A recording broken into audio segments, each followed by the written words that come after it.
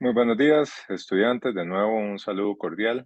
Este va a ser uno de los primeros videos con los cuales ya vamos a empezar a trabajar sobre contenido y forma en esta clase del 22 de agosto, el cual, como les comenté en los videos anteriores, no pude estar de manera presencial. Vamos a revisar hoy varios aspectos generales del curso y después vamos a entrar ya a la parte sustantiva. Lo primero que quiero compartirles es la plataforma que vamos a estar utilizando, la cual ya algunos de ustedes han ingresado y ya han hecho, de hecho, la primera asignación que les había indicado hace ya casi 2 semanas. Lo primero que vamos a estar viendo es la estructura básica de este curso.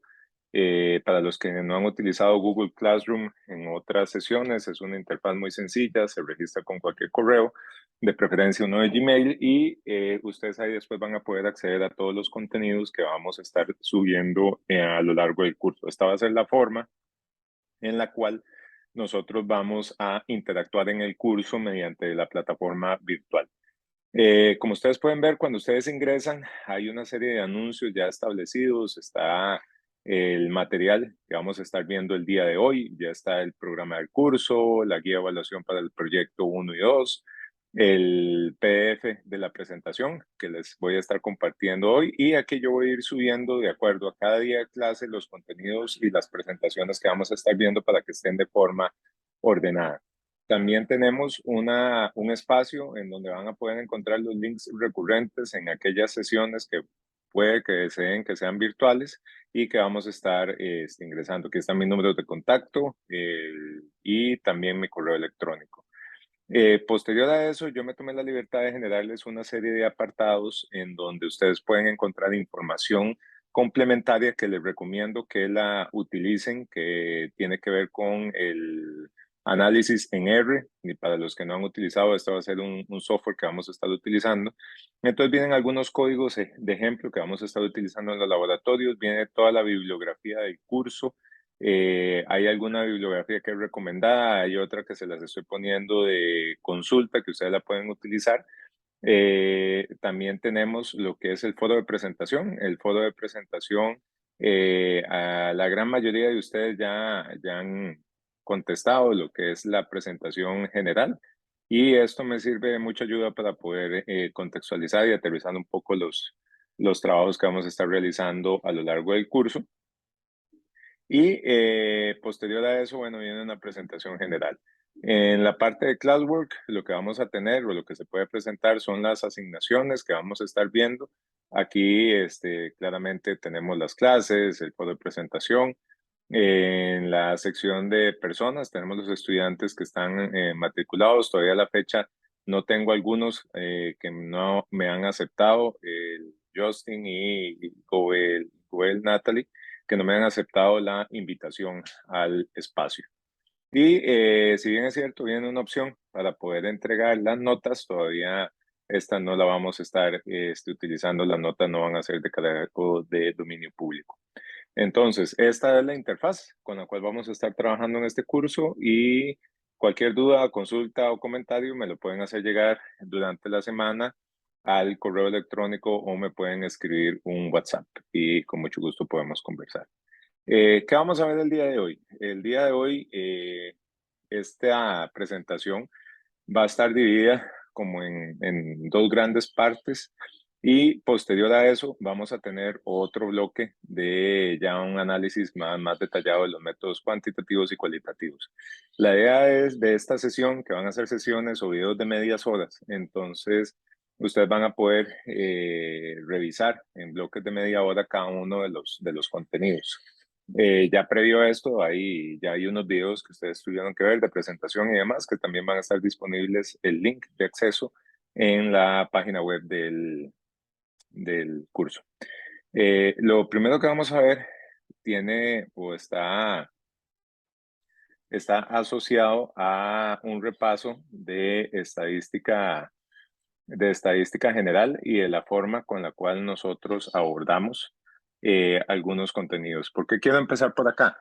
Hay algunos de ustedes que tal vez no tienen o no han llevado cursos de estadística o lo llevaron hace mucho tiempo, y me parece oportuno generar una base común y sobre esa base común empezar a desarrollar algunos de los contenidos que vamos a ver a lo largo del curso, por ejemplo.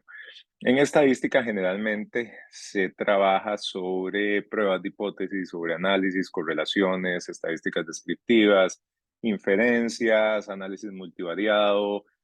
También trabajamos sobre información o análisis de discursos, nubes de palabras, grupos focales. También hacemos valoraciones sobre el comportamiento en ciertos fenómenos y sobre todo en el ámbito de la biología también se hacen muchos análisis a partir de análisis de varianzas para ver si existen o no diferencias significativas o si existe alguna asociación, alguna correlación entre variables como tales.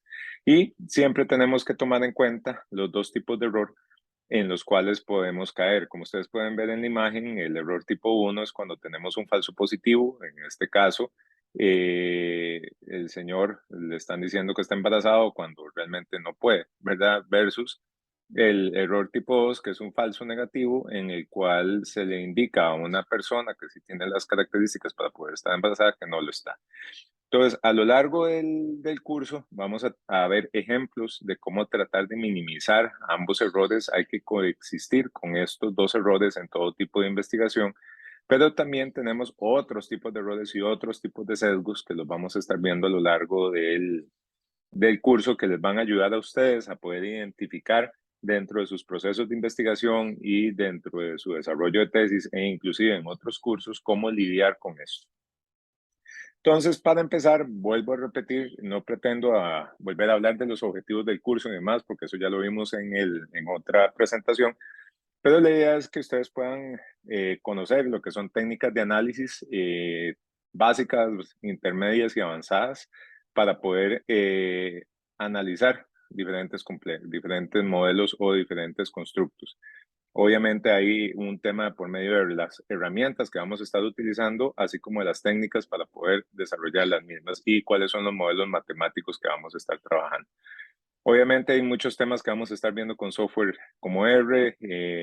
Esta estructura ya ustedes la vieron en la presentación pasada, igual que el cronograma. No pretendo entrar en detalle. Todas las clases van a ser presenciales. Yo les estaré avisando cuando tengamos que hacer algún cambio en la clase presencial y por el momento nos vemos el próximo lunes 29 en el aula del CIMAR para poder llevar la segunda clase presencial que estaríamos dando, tomando en cuenta que esta es una primera clase presencial que la estamos haciendo asincrónica. Estos links es importante que ustedes ingresen, es importante que ustedes los vean, es importante que ustedes por lo menos interactúen con cada uno de ellos. Cada link lo que nos va a ayudar es a poder interactuar con diferentes herramientas que nos van a generar software o código para poder hacer nuestro análisis. Esta es la página principal de R. R es el software estadístico. Vamos a tener una clase específica para que ustedes lo puedan instalar. Si ya lo instalaron, pues pura vida. Si no, lo vamos a poder instalar dentro de sus computadoras. Funciona en ambiente Mac, en Windows, en Linux. No pretendo, digamos, ahora entrar en mucho detalle, pero esta es la plataforma estadística que vamos a estar utilizando. También vamos a estar utilizando esta otra plataforma estadística que se llama RStudio Cloud, que nos va a permitir hacer asignaciones en línea sin la necesidad de tener que utilizar una herramienta instalada en nuestro escritorio o en nuestra computadora. Esto es un ejemplo de algunas interfaces que vamos a estar no desarrollando, sino utilizando para el análisis. Esta primera interfaz que ustedes están viendo acá dura un poco cargando y les voy a explicar después por qué es que dura un poco cargando, pero tiene que ver con el uso de herramientas para la modelación estadística. Después tenemos otra herramienta que es una interfaz que nos permite generar dashboard y sobre estos dashboards nos permite publicar la información. Esta aplicación que les acabo de mencionar funciona y está desarrollada en un código estadístico en software R y permite hacer análisis estadístico, visualización de base de datos en tiempo real. Y con esta herramienta es que nos permite hacer esa integración. Y este Code to Flow, para los que han desarrollado algoritmos o los que han trabajado en algún momento con esto, lo que nos permite es poder generar código y sobre ese código hacer diagramas. A veces esto es importante porque nos permite entender cómo funcionan los ciclos, cómo funciona digamos, la forma matemática para poder desarrollar algunos componentes, y es algo sumamente didáctico y es de libre acceso, que nos permite generar este tipo de diagramas, que son diagramas conceptuales que a la hora de hacer algún tipo de programación nos sirve para ordenarnos mentalmente. También tenemos links de referencias. Cada uno de estos links, por ejemplo, nos van a llevar a repositorios ya previamente elaborados.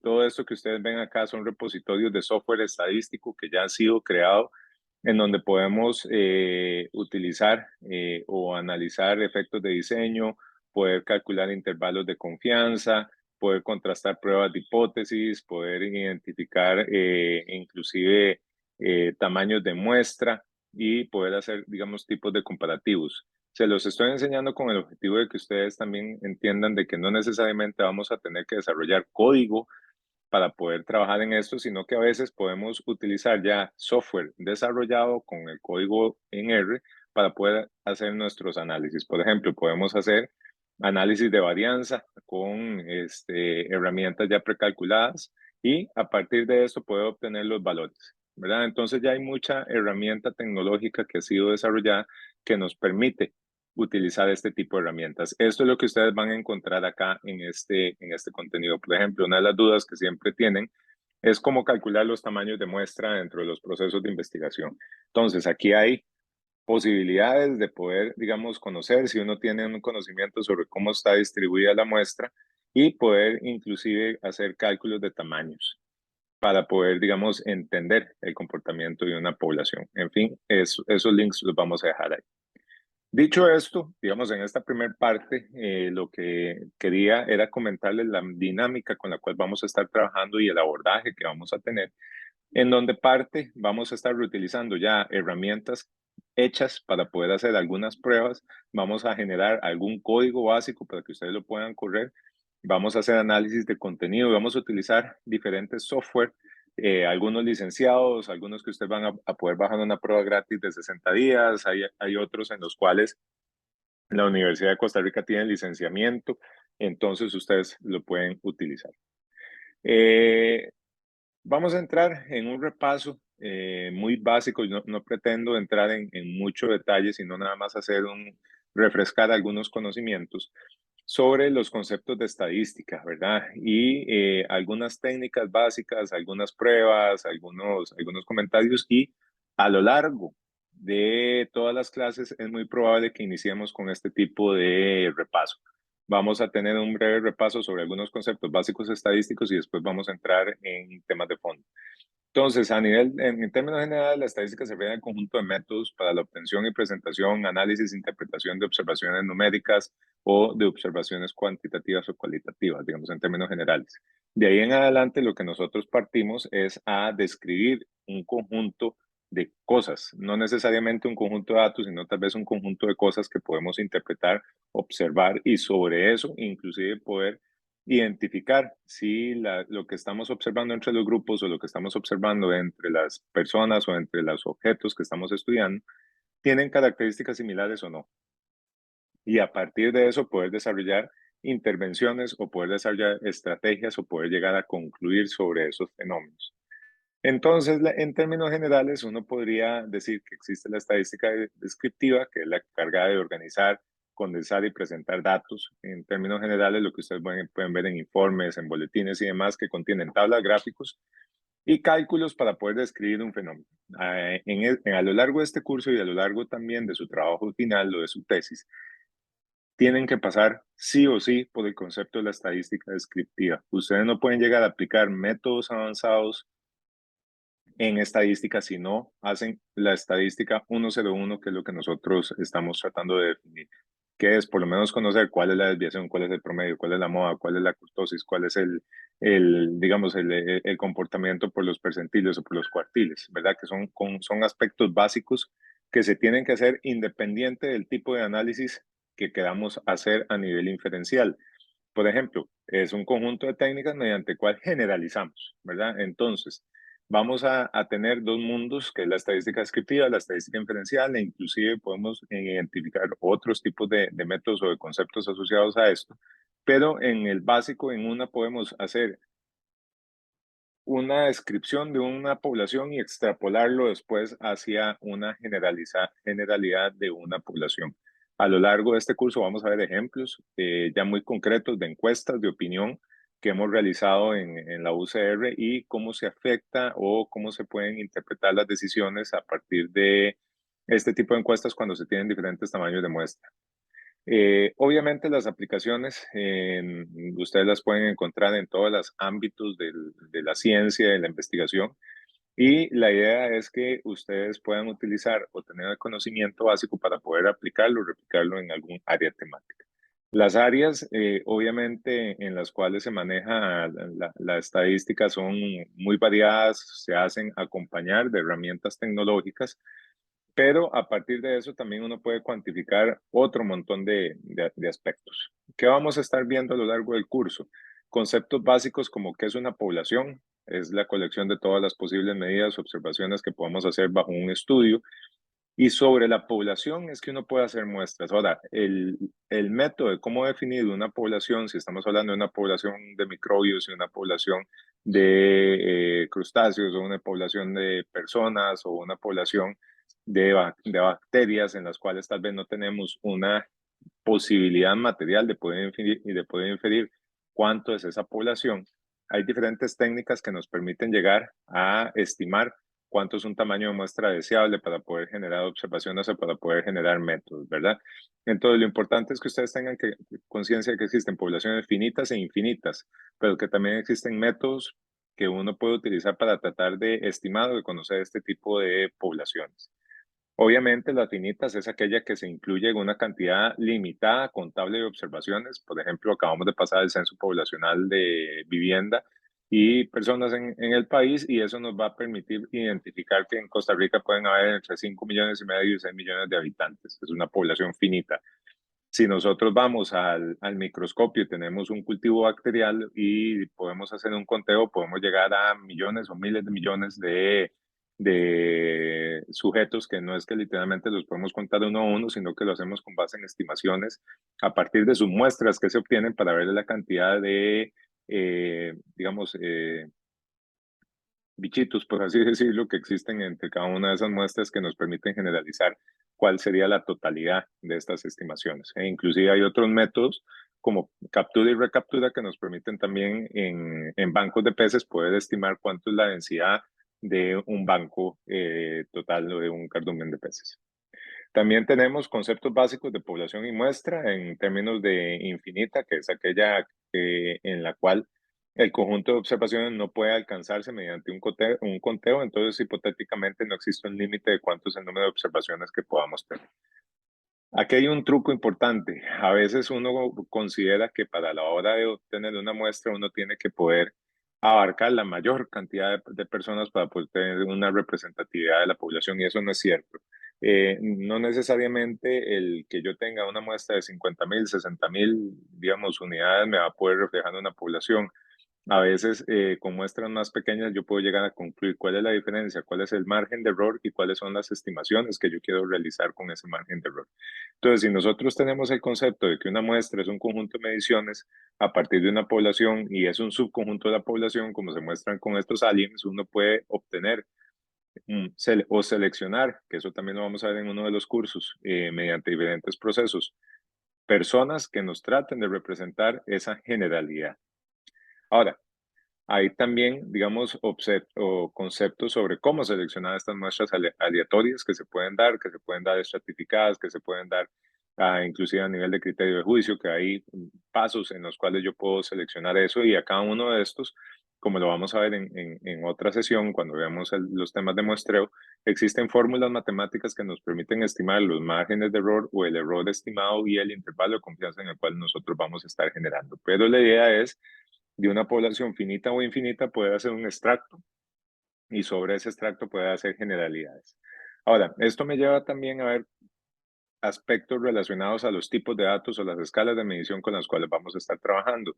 Que esto de alguna u otra manera para los que han trabajado con encuestas o con boletas, les va a sonar muy familiar, ¿verdad? Lo que es el tema de cuáles son las variables y cuáles son los datos, cuáles son las variables a nivel de sexo, peso, edad, color de los ojos, estado civil o características, digamos, de los pesos o de una especie, de los peces, perdón, o de una especie o de un grupo de especies y obviamente los datos es el valor que toma cada una de esas, digamos, de esas variables dentro de mi observación.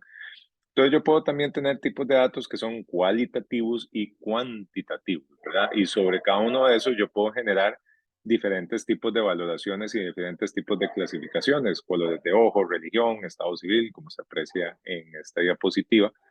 Pero también puedo hacer valores cuantitativos en donde puedo hacer clasificaciones por peso, por edad, por estatura, por presión, por humedad, que son continuos en los cuales yo puedo desarrollar operaciones matemáticas diferentes entre los datos cualitativos y los datos cuantitativos. Y eso no necesariamente, digamos, es el estricto con el enfoque que vamos a estar viendo más adelante cuando son los enfoques de investigación cualitativas y las enfoques de investigación cuantitativas. ¿Verdad? Entonces a veces uno tiende a confundir el concepto porque son palabras que se utilizan similares, pero el concepto general o la forma de interpretarlas es un poquito diferente. Entonces también tenemos dentro del ámbito de las escalas de medición los tipos de variables cuantitativas que nos permiten clasificarlas como discretas y continuas, en donde las discretas solo pueden tomar un valor finito o infinito, un número de valores, por ejemplo, cantidad de hermanos, y las continuas son aquellas que pueden tomar valores continuos, digamos, y términos generales, unas tienen decimales y otras no. Digamos, esa es la forma más sencilla para que ustedes puedan hacer la diferencia de si una es discreta o la otra es continua. Pero también tenemos escalas nominales, ordinales, de intervalos, de razón o proporción o valores absolutos, las cuales pueden ser clasificadas como cualitativas o cuantitativas en función de su medición o en función de su cálculo. Entonces, la escala nominal, los datos pueden agruparse en categorías que no mantienen una relación entre sí, por lo tanto no están definidas por operaciones lógicas o matemáticas. Por ejemplo, el color de los ojos, el sexo, profesión, estado civil, no hay una más arriba que otra. Las escalas ordinales existen un orden, como su nombre lo dice, entonces yo puedo utilizar ubicación o clasificación en cada una de esas, grados militares, organigramas, escalafones, estadía, digamos, estadiaje de un tumor, por ejemplo, dentro de una estructura. También tenemos escalas de intervalos, que las escalas de intervalos lo que nos van a decir son valores numéricos de variables y además de relaciones de orden, en donde pueden establecerse distancias en este sentido. Por ejemplo, el patrón de origen relativo, que no significa la ausencia de un valor, existe una unidad que se mantiene constante para todos los valores cuando se toman. Entonces yo puedo hacer también operaciones matemáticas como sumas y restas. Ejemplos: temperatura, nivel de ruido, movimientos sísmicos, escalas de intervalo, ¿verdad? Ahora, también puedo tener escalas de razón o proporción que son más completas, se caracterizan por lo que los valores son números entre todos los cuales las relaciones también implican un orden y una magnitud, pero también puedo tener distancias positivas y negativas y puedo tener, digamos, este concepto de peso, altura, volumen, por ejemplo, de ejemplos. Ahora, puedo tener escalas de valores absolutos, que eso toman una variable como un resultado de un conteo, en donde los enteros y los positivos y los ceros tienen un valor como tal, número de hermanos, cantidad de autos vendidos, de accidentes. ¿Y por qué les estoy contando este cuento de las medidas y las escalas? Porque esto es algo que a lo largo de su trabajo final de graduación, a lo largo del curso, ustedes van a tener que identificar cuál es el tipo de variable y la característica de esa variable con la cual yo voy a trabajar, y sobre esa característica, qué método puedo usar, qué prueba de hipótesis puedo usar, qué estadística puedo trabajar. Por supuesto que hay datos univariantes y multivariantes también. Univariantes es que recogen información sobre una característica. Edad, bivariados o bidimensionales recogen información de dos características: edad y estatura de la clase de un alumno. Entonces también yo tengo que identificar si tengo múltiples datos para una sola observación o solo tengo un dato para una observación. Eso también es importante caracterizar porque recogen, digamos, en el caso de los multivariantes, recogen información sobre tres o más características. Entonces, cuando nosotros estamos en una encuesta, estamos recogiendo datos multivariados de un mismo objeto, de una misma persona o de un mismo objeto, de un mismo peso, de un mismo crustáceo, de un mismo, digamos, microorganismo. esto es importante, digamos que ustedes lo tengan presente, de que a veces uno puede tener o llegar a conclusiones erróneas debido a que cree que numéricamente los datos son insuficientes o que los datos pueden presentar algunos problemas con las escalas. Vamos a ver algunos ejemplos relacionados a este tipo de cosas para que ustedes no caigan en ese problema, que generalmente se da cuando ustedes tienen porcentajes y números muy bajitos. Por ejemplo, tienen 5 observaciones y sobre esas 5 observaciones hacen un porcentaje y les da que el 90% de las observaciones cumplen con un criterio cuando es lo más correcto, es decir, 4 de 5 o 3 de 4 o 2 de 3, digamos, en donde podamos tener esa relación más intuitiva y no sobredimensionar el peso que pueda tener una variable. Obviamente hay temas ya asociados a la metodología, sobre las muestras, sobre las categorías de personas que no responden o sobre los sesgos que yo estoy cometiendo. Todo este primer parte son conceptos básicos y perdón si voy muy rápido, ustedes pueden volver a revisar este video y ir con más calma viendo algunos de los conceptos, pero la idea es que ustedes puedan tener, digamos, una noción rápida de qué es lo que estamos analizando.